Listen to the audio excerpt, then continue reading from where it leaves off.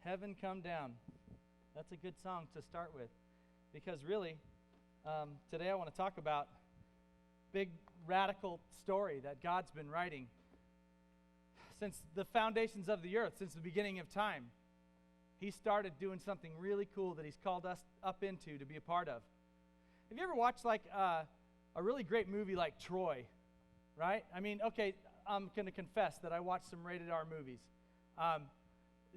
Usually they're that way because they're big epic historical movies like Braveheart with Wallace and Martin in Patriot, Achilles in Troy, and of course Maximus Decimus Meridius in Gladiator. Yeah! Even when I say that, does it make you guys go, yeah! Ugh! I want to be like that. I want to be in a story that's big. I want to be tough. I want to overcome insurmountable odds. I want to be willing to die for something that is so great that my life would have been better lived if I died for this cause.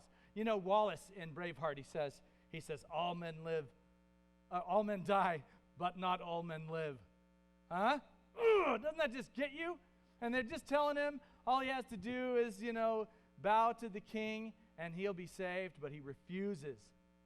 He refuses, and he's willing to go to his death to be a part of something bigger, something significant.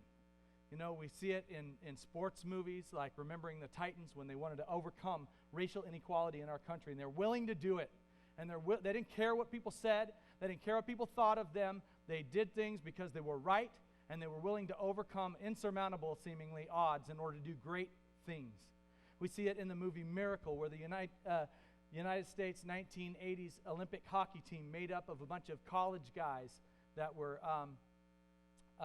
basically amateurs beat the seemingly unbeatable Russian hockey team, Soviet Union hockey team, that was made up of their professionals. And the movie's called Miracle because it was a miracle. But those guys were willing to give up their identity to be known as a unit in order to be a part of something greater. Do you remember the great line where the coach gets them to understand that the name on the front of the uniform is more important than the name on the back of it? Right? Remember, USA is on the front, and their name is on the back. And during practice one time, he had them doing these drills, and he made them go over and over and over, and he'd say, where are you from? And he'd say, they'd say their name and the college they were from. And finally, one of the guys got it. After they just beat them down, he said, I play for the United States of America. And they got it, that the name on the front of the jersey is more important than the name on the back of the jersey. Being a part of a team and accomplishing something great is more important than what you can do in yourself. And God is writing a great history, man. I mean, he started this all a long, long time ago, way before we got here, and it won't be done until way after we're gone.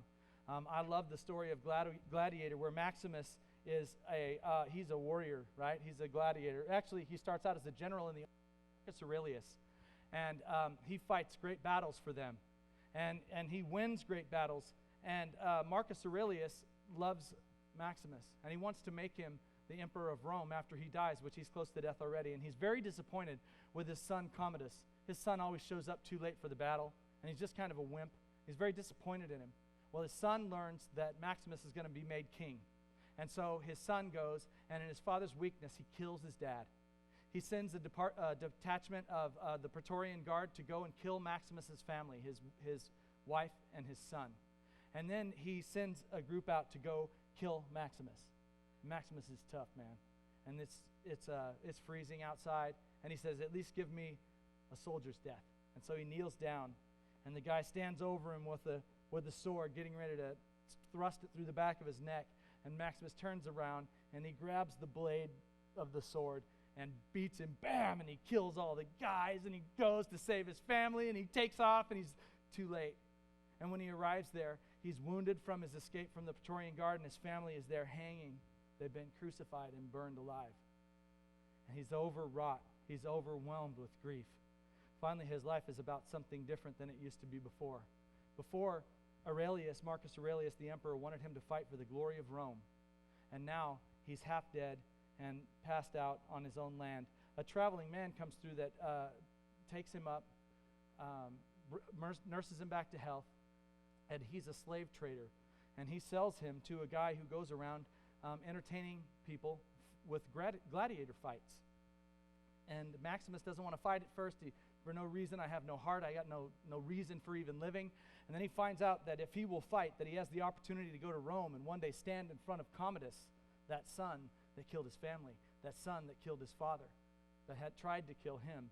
Commodus is now the emperor. So Gladiator works really hard, and he fights really well. And he goes, and he is engaged in battle in the Roman Colosseum.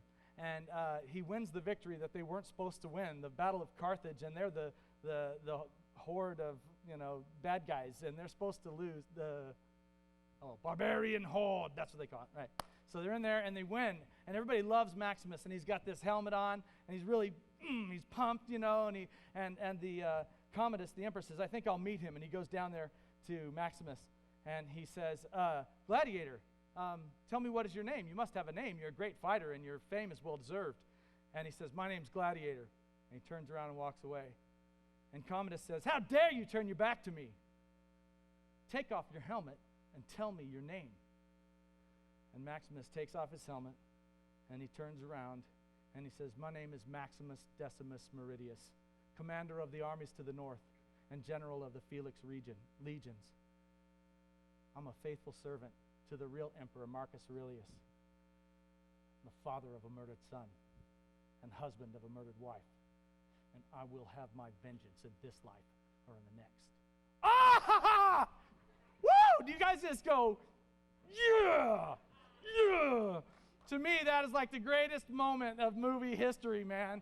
This guy knows his name. He has nothing to lose. He has everything to gain. And he just knows who he is, man. And he faces off in front of all the crowds, the emperor of Rome. And he tells him, I'm going to kill you. And there's nothing you can do about it. It's awesome. Inside of me, I just go,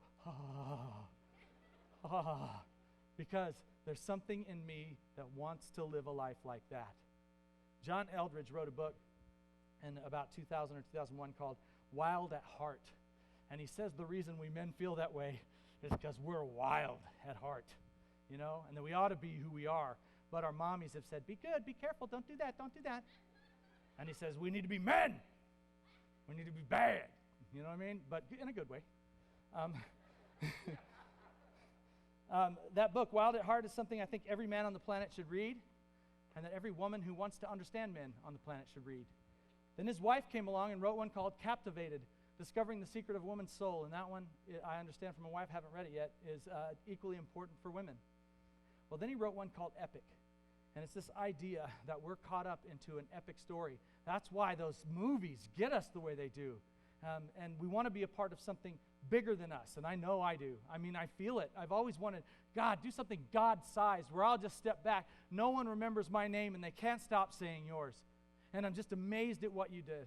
That I'm just overwhelmed that all the people that you saved and all the people that you loved and that came to know you and that we actually transformed the world and the Great Commission was accomplished and your new heaven and earth came in. That's what I'm talking about when I talk about God-sized. Big, huge, incredible stuff that only God could do. That's what I want to see. That's what my soul longs for. I believe that's what your soul longs for too, because you were created that way. You were made with that in you, and you need it, and you know it. When I was telling you about Maximus, I wanted to show you the clip because I don't do it justice, but even with my shoddy performance, I know you guys got it. I know you did. I saw it. That's right. Well, we don't only have to look to the movies to find stories like this. We can also look to the scripture. A man named Joseph, who was loved more than his brothers. He had a bunch of brothers, 11, I believe, others than himself, but he was the most loved. He was born late in his father Jacob's life, and he was born to the wife that Jacob loved the most, Rachel.